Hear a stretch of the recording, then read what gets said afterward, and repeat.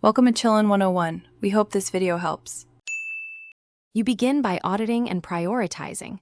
Open your site crawler and identify blocking errors and pages not indexed. Once done, choose the top 10 keywords that match user intent and realistic traffic potential and map them to pages.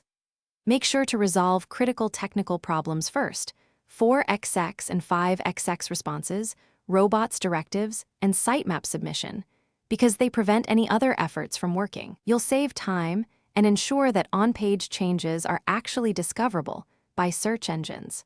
Next, you focus on on-page and content execution. Update title tags, meta descriptions, and H1s to reflect one clear target keyword per page and user intent.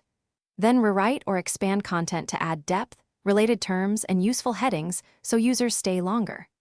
Meanwhile, make sure page speed and mobile layout are improved, and add schema markup and canonical tags to prevent duplication.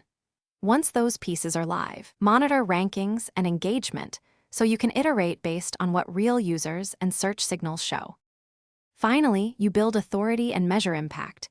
Pursue quality backlinks from relevant sites and amplify content through outreach and partnerships. Set up Google Search Console, analytics, and regular rank tracking so you can see which pages improve.